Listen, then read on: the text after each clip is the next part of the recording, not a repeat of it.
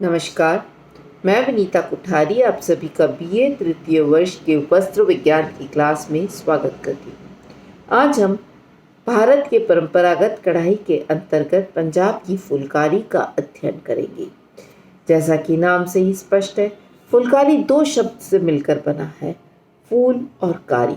फूल का अर्थ है फ्लावर या फूल से, और कारी का अर्थ होता है काम करना, अर्थात फूलों के काम को हम फुलकारी कहते हैं। यह पंजाब की बहुत महत्वपूर्ण कढ़ाई है। यह पंजाब के कुछ शहरों में अधिक प्रचलित है, जैसे रोहतक, गुड़गांव, करनाल, हिसार, दिल्ली आदि। पंजाब की फुलकारी का विदेशों में भी बहुत महत्व है। पश्चिमी पंजाब में फुलकारी को बाग के नाम से जाना जाता है। इसे बाग इसलिए कहा जाता है क्योंकि यह फुलकारी का ही विस्तृत रूप है और वस्त्र के पूरे वस्त्र में फुलकारी की कढ़ाई के माध्यम से डिज़ाइंस या नमूने तैयार किए जाते हैं जो हमें एक बाग का आभास कराते हैं। जहाँ तक हम इसके हिस्टोरिकल बैकग्राउंड को देखते हैं तो हम पाते हैं कि इसका उद्गम फारसी कला से हुआ है। फारसी में इसे गुलकारी कहा जाता है। गुल का मतलब होता है फूल और कारी का मतलब होता है काम, अर्थात फूलों को काम को हम गुलकारी कहा जाता है। ये एक्चुअली पंजाब में फुलकारी गुलकारी से बिल्कुल मिलती जुलती होती है, क्योंकि सेंट्रल एशिया के लोग जब यहाँ पर आए और पंजाब में बसे तब उन्होंने इस कला को प्रोत्साहित या बढ़ावा दिया या प्रारंभ किया। फुलकारी का काम पंजाबी लड़कियों और स्त्रियों के द्वारा बड़े उल्लास और उत्साह के साथ किया जाता है। उनका यह उद्यमी परिश्रम और कठिन मेहनती होने के संकेत प्रदान करता है। फुलकारी सुख, समृद्धि, ऐश्वर्य और सुहाग का प्रतीक मानी गई है। इसलिए फुलकारी को कई परिधानों को विवाहित स्त्रियां बड़े उत्साह और उल्लास के साथ शादी समारोह और तीज त्योहारों में पहनती है। फुलकारी यूजुअली खद्दर वस्त्र पर किया जाता है। सिल्क के धागों पर भी ज्योमेट्रिकल डिज़ाइंस बनाई जाती हैं। इसमें सीधी, तिरछी, आड़ी, चौकोर और त्रिकोण रेखाओं का उपयोग किया जाता है। जहाँ तक कलर कॉम्बिनेशंस की बात है, इसमें लाल, पीला, नारंगी और सफ़ेद रंग प्रमुखता से काम में लाया जाता है। रेशमी धागों को पट कहते हैं, PATT पट। रेशमी धागों को पट कहते हैं। फुलकारी अत्यंत सौंदर्यमय और आकर्षक लगती है। इसे माँ अपनी पुत्री की शादी में शुभ अवसर पर भेंट स्वरूप प्रदान करती है। एक प्राचीन प्रथा के अनुसार पंजाबी परिवार में जैसे ही एक कन्या का जन्म होता है, माँ, दादी और नानी उसके विवाह के अवसर पर उपहार देने हेतु फुलकारी का निर्माण करने लग जाते हैं। यहाँ यह हमारे बेटी के प्रति लाड़, प्यार, स्नेह, गौरव और निष्ठा को झलकाती है। यह हमें समस्त भावनाओं, कल्पनाओं, आशाओं, आकांक्षाओं को फुलकारी से बने शॉलों में मूर्तिमान करते हैं, जिससे पूरा शॉल ही आकर्षक, ऐश्वर्यशाली, वैभवशाली और अलौकिक दिखाई देता है। फुलकारी के नमूनों में स्त्रियां कल्पना शक्ति, स्मृति और मौलिकता का पुट रखती हैं।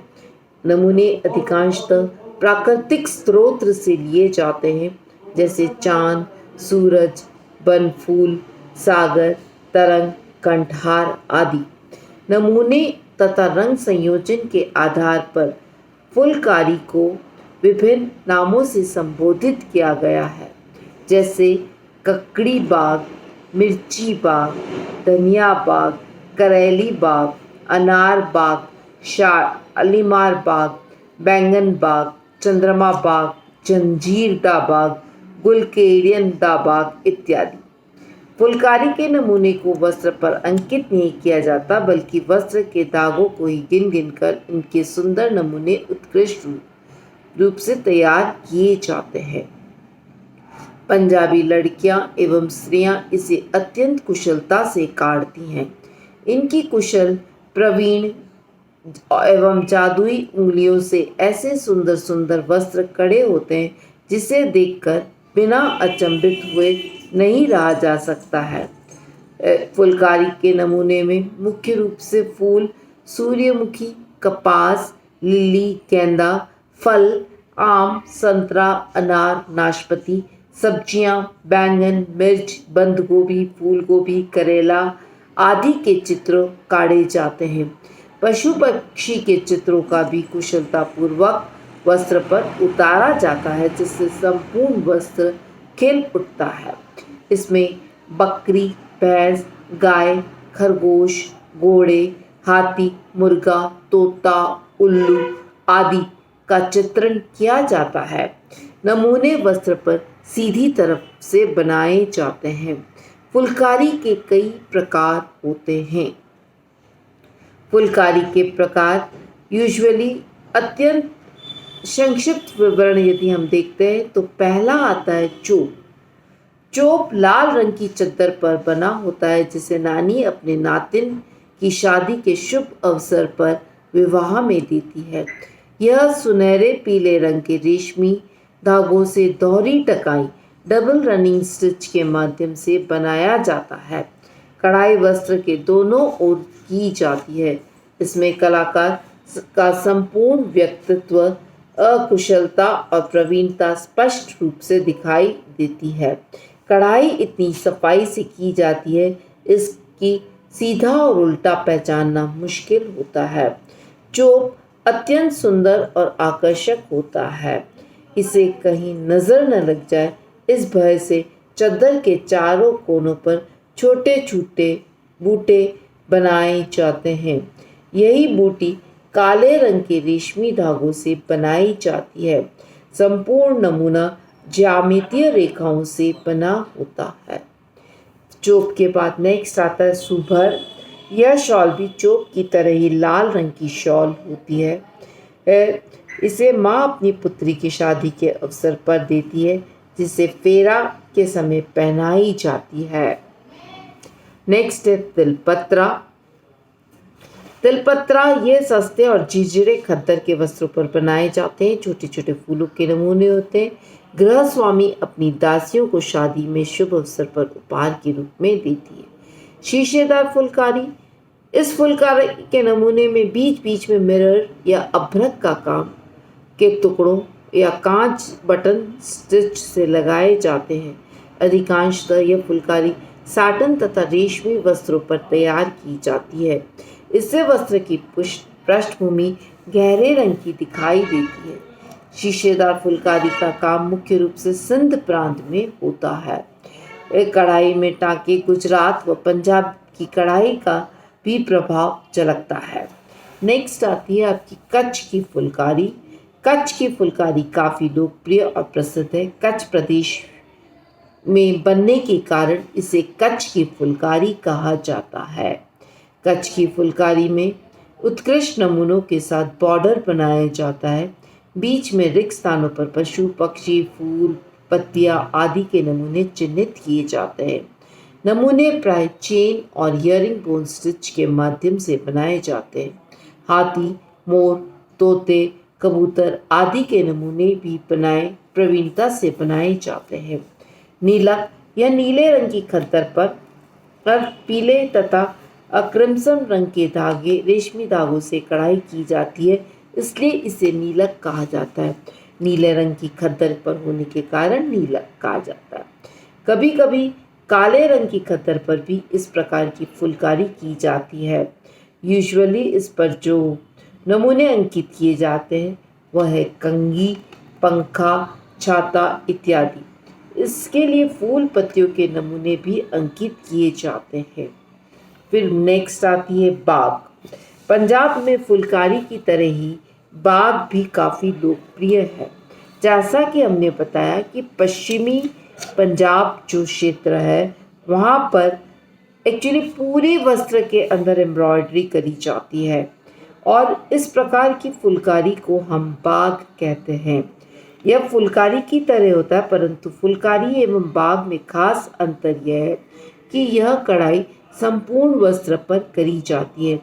बाग सामान्यतः दो रंग के या शेड से बनाए जाते हैं, जैसे सुनहरा पीला और सफ़ेद, नारंगी और पीला, हरा और क्रिम्सन, लाल और भूरा। बाग कढ़ाई से युक्त वस्त्र इतना सुंदर एवं आकर्षक लगता है कि संपूर्ण वस्त्र में बाग जैसा प्रतीत होता है, गार्डन जैसा एक तरह से। कलाकार अपनी जादुई उंगलियों से ऐसे नमूने चित्रित करते हैं कि संपूर्ण डिजाइन वस्त्र ही खिल उठता है। नमूने के स्रोत, रंग संयोजन और आकृति के अनुसार इन बागों का वर्गीकरण किया है। जैसे घूंघट बाग, यह 3 कोनों वाला तिकोना लाल रंग का शॉल होता है, जिसमें सुनहरे पीले चटक रंग के सुंदर नमूने बनाए जाते हैं। विवाह के समय घूंघट के शुभ अवसर पर दुल्हन के सिर पर इसे ओढ़ाया जाता है। यह उसके सिर के अग्रभाग को ढक लेता है। इसमें नमूने त्रिकोणाकार बनते हैं, इसे ही घूंघट बाग कहते हैं। भारतीय पारंपरिक प्रथा है कि शादी के उपरांत विवाहित स्त्रियां अपने ससुराल में ससुर, जेठ, जेठानी, सास तथा अन्य बड़े बुजुर्गों के सम्मुख घूंघट निकालती है। वरीदा बाग, यह लाल रंग के शॉल पर बना होता है। इसे विवाह के समय वर पक्ष की ओर से दुल्हन को पहनाया जाता है। ऐसा माना जाता है कि दूल्हे की दादी बनाती है। इसे बनाने में अधिक श्रम और समय लगता है। पूरा करने में लगभग 4 वर्ष लगते हैं। नमूने पीले रंग के रेशमी धागों से बनाए जाते हैं। छोटे छोटे नमूने कड़े होते हैं। ये शॉल अत्यंत सुंदर होता है। नेक्स्ट होता है भवन बाग। 52 ज्यामितीय आकार के नमूने इसमें बनाए जाते हैं। नमूने छोटे छोटे स्क्वायर्स में काटे जाते हैं। प्रत्येक चौकोर के मध्य में रंग बिरंगे चटकीले रंगों से सुंदर एवं उत्कृष्ट नमूने तैयार किए बनाए जाते हैं। यह काफ़ी बड़ा काम होता है, जिससे काटने में काफ़ी समय और श्रम लगता है। इसे बनाने के लिए कलाकार में अत्यधिक मेहनत, अटूट धैर्य और असीमित उत्साह की क्षमता होना आवश्यक है। आजकल यह कढ़ाई लगभग लुप्त प्राय सी हो गई है। नेक्स्ट है रेशमी शीशा बाग। जैसा कि नाम से ही स्पष्ट है, इस कढ़ाई में सफ़ेद रंग की रेशमी धागे से गहरे रंग की पृष्ठभूमि पर कढ़ाई की जाती है, जिससे शीशे के समान आभास होता है। इस कढ़ाई में ज्यामितीय नमूने तैयार किए जाते हैं। टाँके भी फुलकारी की तरह ही लिए जाते हैं। सूक्ष्म एवं बारीक नमूनों को कुशलतापूर्वक तैयार किया जाता है। सतरंगा बाग, इसमें 7 रंगों के धागों से बना होता है, इसलिए इसे सतरंगा कहा जाता है। धूप छांव, इस प्रकार की बाग कढ़ाई में धूप छांव का प्रभाव डाला जाता है। चांदरानी बाग, जब गहरे नीले रंग की पृष्ठभूमि पर सफ़ेद बाग से कढ़ाई की जाती है तो वह चांदरानी बाग कहलाता है। यह नीले आकाश की तरह प्रतीत होता है और ऐसा प्रतीत होता है मानो आकाश में चंद्रमा और तारेगण के साथ वस्त्र पर उतर आए हैं। वेलन बाग या वेलनादा बाग, वेलन बाग का नाम भी चकला बेलन रोलर पिंस से पड़ा है। इसमें वस्त्रों में चकला बेलन के नमूने बनाए जाते हैं। सूरजमुखी बाग, सूरजमुखी बाग में सूरजमुखी के फूलों को उकेरा जाता है। नमूने ज्यामितीय डिज़ाइंस के होते हैं। यह विषम कोण, चतुर्भुज कोण और समकोण चतुर्भुज लॉजेंजेस के आकार में बने होते हैं। प्रत्येक लॉजेंजेस इस प्रकार व्यवस्थित होता है कि वह देखने में अत्यंत सुंदर और आकर्षक लगता है। बाग की कढ़ाई के लिए कलाकार जिस स्रोत से नमूनों का चयन करता है, वह रंग संयोजन करता है। उसी के आधार पर डिज़ाइन का नामकरण किया गया है, जैसे शालीमार बाग, ककड़ी बाग, खीरा बाग, बैंगन बाग, कद्दू बाग, धनिया बाग। जो चित्रण करता है, धनिया का चित्रण किया तो धनिया, खीरा का चित्रण किया तो खीरा, जहाज का चित्रण किया तो जहाज, गेंदा बाग, मोतिया बाग, जास्मीन के फूलों के जब नमूने बनाए जाते हैं तो उसे मोतिया बाग कहा जाता है। करेला बाग, मोर बाग, तोता बाग, कबूतर बाग, इस तरह से जो नमूना चित्रण किया जाता है उस बाग पूरे वस्त्र के अंदर, उसके आधार पर ही इन बागों को नाम दिया है। रंग के आधार पर भी इनका नामकरण किया जाता है। जैसे 2 कलर के अंदर होगा तो 2 रंगा, 5 रंग के अंदर होगा तो 5 रंगा बाग होगा, 7 रंग के अंदर होगा तो 7 रंगा बाग होगा, और 9 रंगा बाग 9 रंग के अंदर होता है।